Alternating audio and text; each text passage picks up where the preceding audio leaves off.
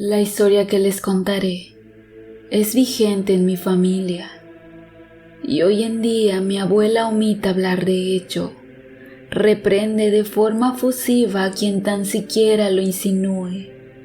No obstante, ante tanta insistencia de mi parte, mi madre decidió contármelo, pero con la advertencia de no mencionarlo en mi familia, sobre todo ante la presencia de la abuela. Todo gira en torno a mi tío. Desde muy pequeño su comportamiento era diferente al del niño promedio y su manera de divertirse era bastante extraño.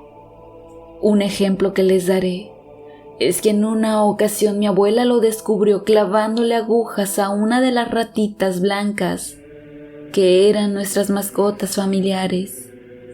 Por obvias razones, ella lo regañaba, pero aún así su conducta no cambió en nada. Palomas, lagartijas e inclusive gallinas aparecían muertas en el patio, con evidentes muestras de tortura. Mi abuela sabía de qué se trataba y castigaba a mi tío, pero todo era en vano. Cuando éste tenía 15 años, se volvió un niño extremadamente malo y violento. Mis abuelos eran bastante humildes. Vivían en un rancho donde mi abuelo era el encargado, y por eso mismo, mi tío tenía acceso a muchos lugares de dicho rancho. Esta condición era aprovechada por mi tío a su favor, por lo que se convirtió en una constante que robara cosas de allá, o le robara el dinero del día a mi abuela, todo para irse a gastarlo, sin importarle que sus 6 hermanitos no tuvieran que comer. La gota que derramó el vaso fue cuando mi tío descubrió donde mi abuela guardaba un dinerito que había ahorrado para unas medicinas, y de forma inconsciente, lo sustrajo y se fue a gastarlo. Este acto casi le cuesta la vida a uno de sus hermanitos. Mi abuelo, bastante molesto, fue en busca de mi tío y lo trajo a la casa tomado de la oreja. Ese día, además de la regañada que le pusieron, también mi abuelo le dio unos cintarazos. Ante esto mi tío se enojó mucho y tal cual rebelde que era, decidió irse de la casa y prometió no volver. Así pasaron las horas y mi tío no regresaba. Para ese entonces, mi abuela ya se preocupaba mucho por él y le comenzó a reclamar a mi abuelo por haberlo castigado. Llegó la noche y de allí la madrugada, y fue entonces que mis abuelos se preocuparon aún más.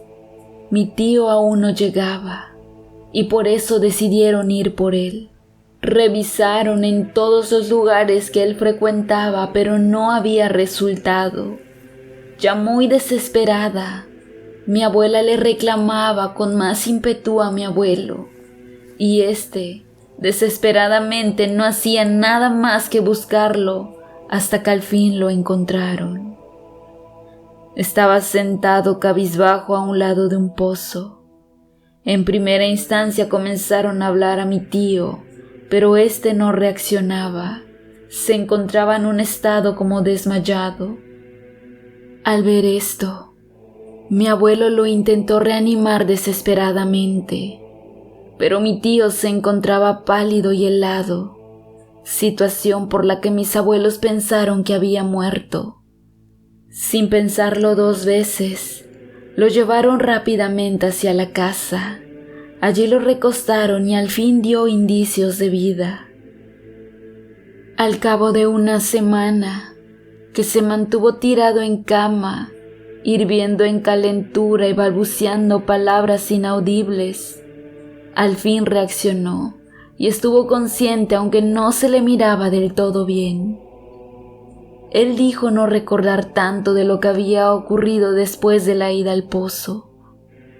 Solo recordaba claramente como dentro de su ira por la reprimenda de mi abuelo, fue hacia un lado del pozo jurando que se vengaría. Y fue justo en ese momento que escuchó a alguien susurrar de dentro de este. Ante aquella situación, mi tío miró hacia el pozo para ver quién era el que lo había hablado. Pero al preguntar quién andaba allí, no obtuvo respuesta. Así se la pasó por un largo rato, hasta que comenzó a maldecir al tiempo que miraba dentro del pozo. Entonces, fue ese el momento cuando él jura haber escuchado cómo alguien le agradeció por haberlo alimentado. En ese momento, mi tío dice no haber comprendido nada, pero cayó en cuenta que en ese pozo constantemente había tirado mascotas y animales que él había asesinado. Muerto de miedo, se separó rápidamente del pozo, y él asegura que un enorme ser dotado de alas salió volando entre la oscuridad de ese pozo. Al mirar a aquella criatura, él se montó en su bicicleta y comenzó a pedalear con todas sus fuerzas. Poco a poco empezó a sentir una pesadez sobre sus hombros, y a pesar de que se esforzaba para pedalear, dejó de avanzar, y fue justo en ese momento que sintió como algo lo sujetó de la camisa, lo arrastró violentamente directo hacia el pozo, y de ahí ya no pudo recordar más. Hay que destacar que a partir de ese día las cosas no fueron iguales. Mi tío se volvió una persona bastante atraída. Definitivamente algo le había ocurrido ese día, y la historia que él contó no había sido del todo convincente. Mis abuelos pensaron que lo había inventado para no tener más problemas, pero lo más extraño de todo fue que a partir de ese momento mi tío le tenía una fuerte aversión a todas aquellas figuras, imágenes, símbolos, o más bien todo aquello que tenga relación alguna con la religión. En las noches, él siempre se despertaba a gritos, y cuando le preguntaban qué ocurría, él siempre decía que había un ser con alas parado sobre su cama. Él lo describía como un hombre delgado con pies de cerdo, con cara de hombre pero nariz de perro, dos grandes alas del tamaño de todo el cuerpo. Al pasar los días, se volvió una constante el hecho de que por las noches mi tío gritaba muerto en miedo, diciendo que aquella criatura había ido por él. Debido a ello, sus hermanos no querían dormir en el mismo lugar. Mis abuelos procuraban que efectivamente no durmieran con él. Debido a que la situación no mejoraba, mis abuelos lo llevaron primeramente al médico. Mi tío también había dejado de comer y su situación física se encontraba bastante maltratada. Pero todas sus pruebas médicas fueron negativas. Sus análisis de sangre revelaron que todo estaba bien. Los doctores no pudieron dar alguna explicación por lo que estaba ocurriendo. Lo macabro del asunto es que mi tío comenzó a alimentarse de todo tipo de animales. Lo habían encontrado comiendo cucarachas, jabón, inclusive rascaba las paredes de su habitación, solo para comerse el polvo fino que éstas desprendían. Mis abuelos, ya desesperados, acudieron con el padre de la capilla del pueblo. Le comentaron todo lo que ocurría. El padre enseguida les comentó que se podía tratar de un caso de posesión. Les pidió que lo llevaran con él. Ellos accedieron y desde el momento en el que entraron a la casa, se sintió un cambio en la temperatura. El sitio estaba más caliente de lo normal. Para ese momento mi tío ya se encontraba intratable, por lo que lo tenían en su habitación bajo llave. Mi abuelo le explicó al padre que en las noches se escuchaban distintas voces dentro de su habitación, a veces cantando, llorando o riendo. pero esas voces eran macabras y diferentes. El padre pidió verlo, a pesar de que se le advirtió que él se ponía muy violento. Cuando entraron a su habitación, el foco solamente parpadeaba. El olor a caño se dejaba sentir en todo el sitio, y con las heces fecales había diferentes símbolos dibujados.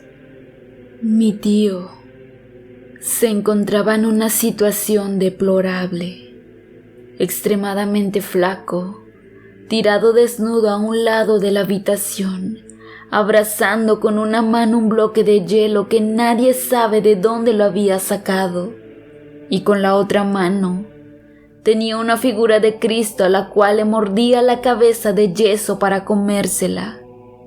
El padre, desde el momento de entrar, sabía que algo no estaba bien y les comentó a mis abuelos que mi tío cumplía todas las características de una persona poseída: aversión a Dios, a Jesucristo, a la Virgen María, a los santos, a la iglesia y a los objetos sagrados.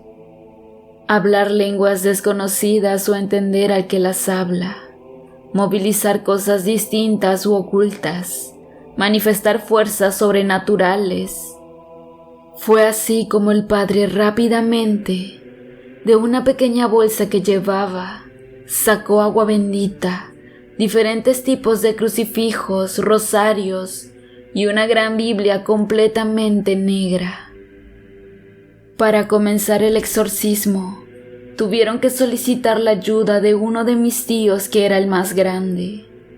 El sacerdote les dijo que no podría dar su palabra de que este acto tendría éxito, pero sí era necesario intentarlo. De igual forma mencionó que los demonios no poseen otros cuerpos como en las películas, puesto que se encuentra interesado específicamente en el cuerpo de mi tío, quien estaba poseído. Por esta situación no deberían preocuparse, pero sí que estuvieran pendientes porque seguramente el poseído tendría una fuerza desmedida. El padre inició realizando unos rezos y cánticos de alabanza. Eran bastante extraños y se menciona que mi tío, al verlo, realizó una sonrisa macabra y se levantó. Se sentó en la cama como si fuera un niño viendo una función de circo. Comenzó a aplaudir al tiempo que se reía, soltando una sonrisa gutural. Mi abuela lloraba, pero mi abuelo le decía que tienen que ser fuertes. El padre se mantenía en la postura de seguir en lo suyo, y al cabo de un rato, sin parar de rezar, mi tío se acostó en la cama, ahora con los ojos extremadamente abiertos. Comenzó a revolcarse haciendo contorsiones poco naturales. Después de eso, realizó la posición de Cristo en la cama, y fue ahí cuando el padre aprovechó para ponerle un crucifijo en el pecho y lo comenzó a bañar con agua bendita. Ante esta situación, mi tío comenzó a levitar y el cuarto comenzó a sentirse un olor a quemado acompañado de humo.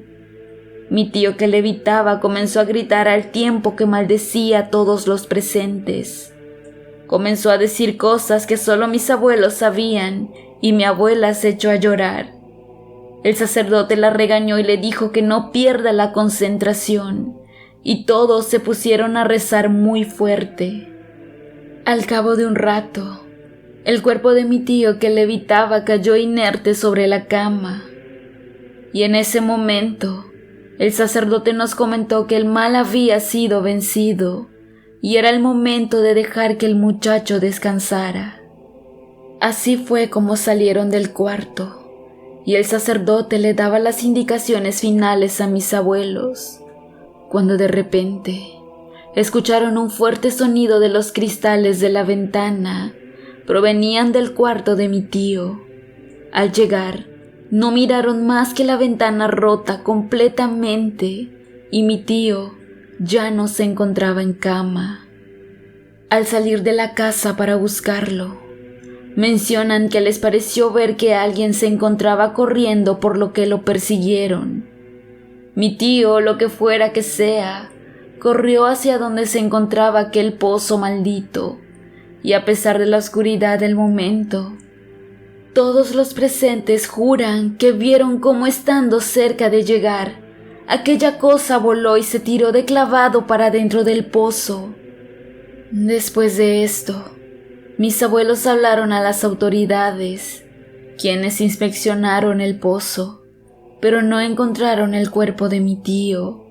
Se sabe que ese lugar era un sitio donde abundan los cenotes, por lo que la teoría de la policía fue que el joven se había tirado para suicidarse y la corriente del agua lo había llevado hacia algún río subterráneo. El caso terminó ahí. Hoy no se sabe nada de mi supuesto tío mayor.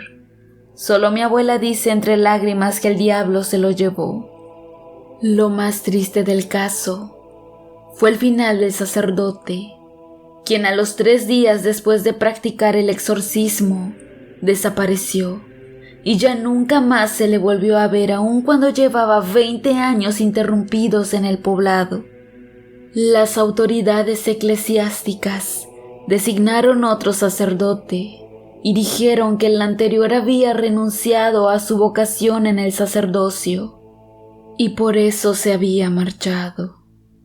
No obstante, don Pedro Santos, quien era el señor que vivía a un costado de la iglesia, dice que un día que salió a su patio a criar a sus cerditos, encontró la cruz que el sacerdote siempre portaba en su cuello y que escuchó decir por las autoridades que el sacerdote había sido encontrado muerto, partido en 2 dentro del tinaco del baño de la iglesia, y que seguramente había sido víctima de narcos, insinuando que el padre tenía nexos con el narco.